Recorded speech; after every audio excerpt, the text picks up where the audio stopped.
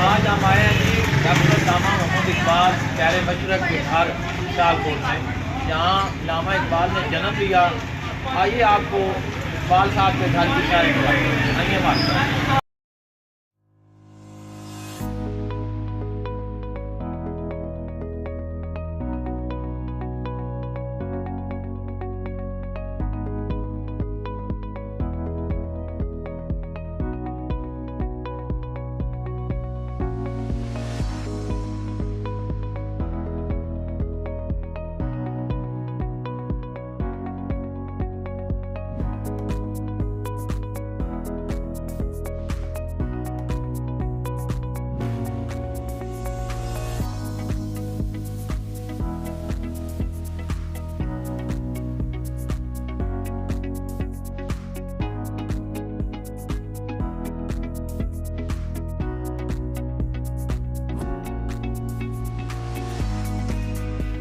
खुदी को कर बुलंद इतना हर तकदीर से पहले, खुदा बंदे से खुद पूछे बता तेरी रजा क्या है।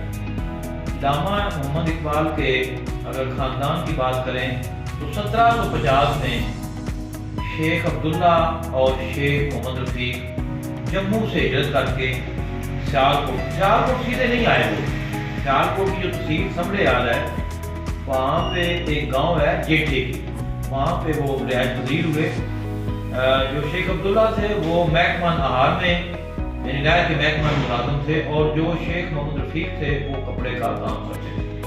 तो ये इनके खानदान का थोड़ा पस मंजर है जो जम्मू से जी। ये शहर मशरक लामा मोहम्मद इकबाल के घर का मेन दरवाज़ा है।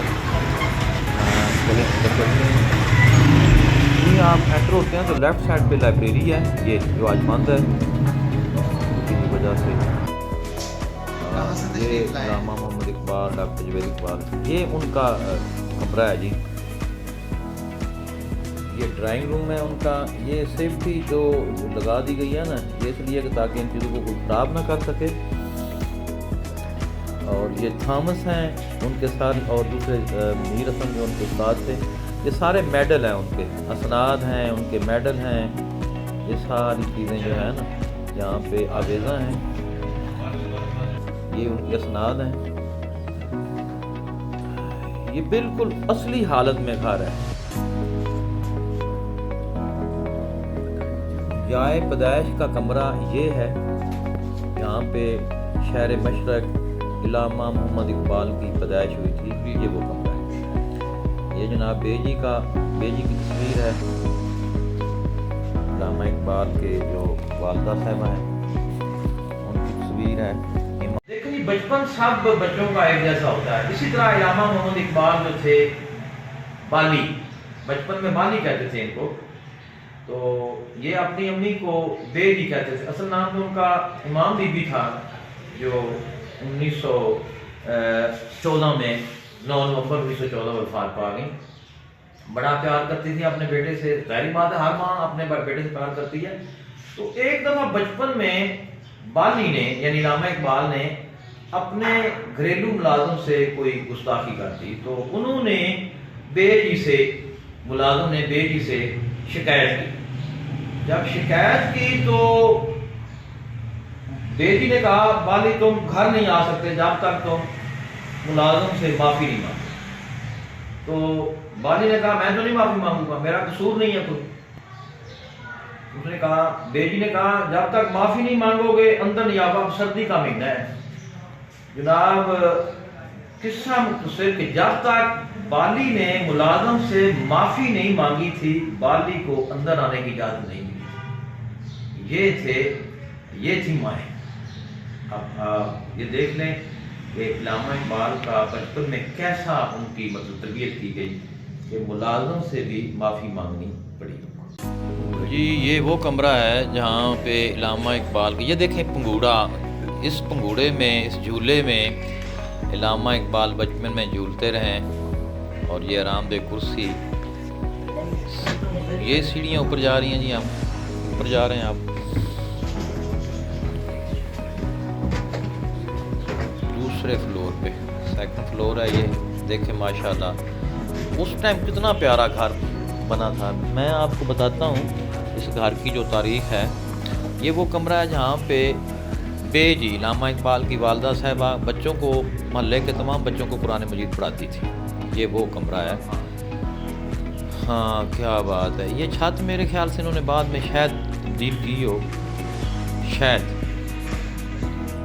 ये 1912 में ये घर मुकम्मल हुआ। इस घर की थोड़ी मैं हिस्ट्री आपको बता दूं। इस घर की उम्र 113 साल हो गई है। इकबाल के घर को हुकूमत पाकिस्तान ने 1970 में या 71 में 1,25,000 में खरीदा।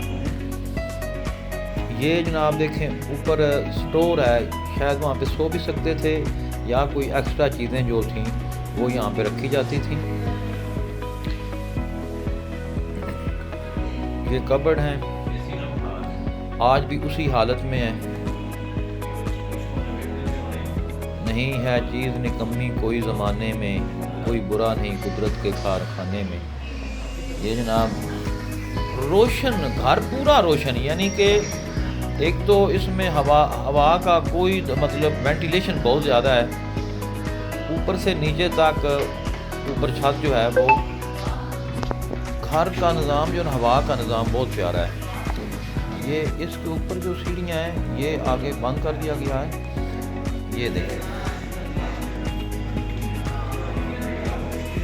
ये सारे डॉक्टर साहब के लिखे हुए अशार हैं, उनके घर के अफराद हैं, उनके दोस्तों की तस्वीर लगी हुई हैं सारी। ये उनके लिखे हुए बहुत प्यारे प्यारे अशार हैं। जावेद इकबाल को पकड़ा हुआ है इकबाल साहब ने। ये दरवाज़े देखें उस टाइम, ये बिल्कुल वही दरवाज़े हैं जो पहले शुरू में घर में लगाए गए थे। ये जनाब आ गए, उनके सारे ख़ानदान की तस्वीर हैं यहाँ पे।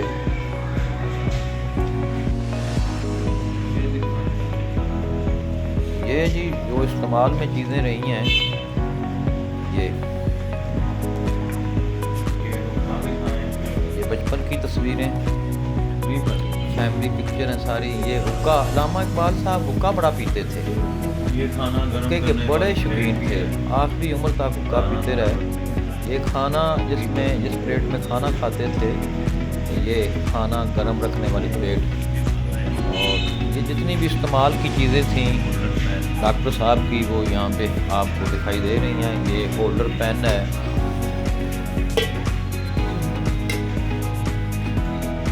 हुक्का जनाब असली हालत में है, असली हालत में हुक्का पड़ा हुआ, असली हालत में। ये बर्तन जो हैं उनके जो इस्तेमाल में रहे हैं वो हैं।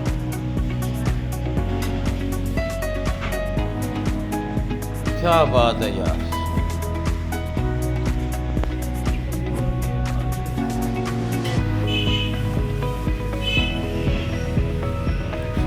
ये कपड़ देखें, ये उनका जनाब बेड था जहाँ पे अल्लामा इकबाल साहब सोते थे। यही उनकी एक पीछे अलमारी देखेंगे, बुक्स पड़ी हुई हैं।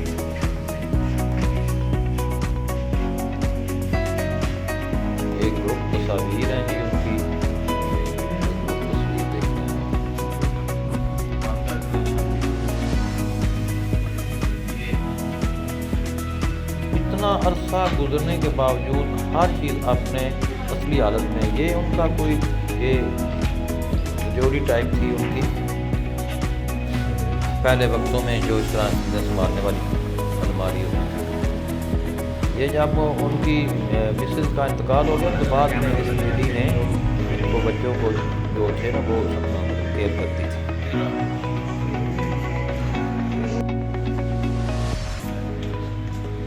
इकबाल साहब का घर बड़ा प्यारा है। ये बिजली का निज़ाम देखें, उस टाइम की वायरिंग हुई हुई है, उस टाइम की।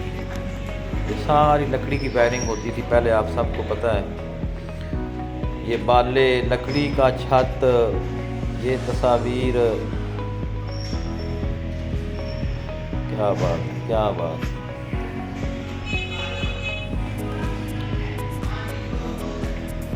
बड़ा प्यारा घर है जी। उस टाइम हुकूमत पाकिस्तान ने 1,25,000 में इसको खरीदा और आज ये म्यूज़ियम की शक्ल इख्तियार कर चुका है। जितने भी मुहब्बे वतन हैं वो सारे इलामा मोहम्मद इकबाल के घर को देखने के लिए दूर दराज इलाकों से आते हैं। हर किस्म की बुक्स पड़ी हैं, हर किस्म की।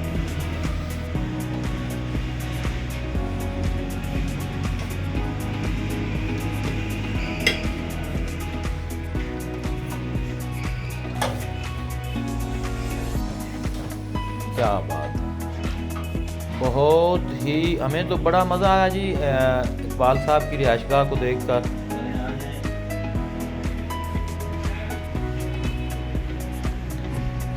ये देखें जनाब, जाए नमाज,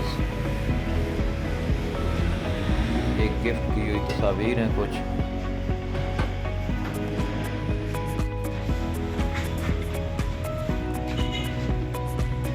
छत देखें, ये लकड़ी का छत है और ये पंखा जो है उस टाइम का है, इसके ऊपर लिखा हुआ है मेड इन जर्मनी, उसी टाइम का ये पंखा है। ये जो सीढ़ियाँ दूसरे दरवाजे में दूसरी मंजिल से नीचे जाती थी, ये वो सीढ़ियाँ आजकल बंद कर दी गई हैं, उन्होंने बंद कर दी हैं।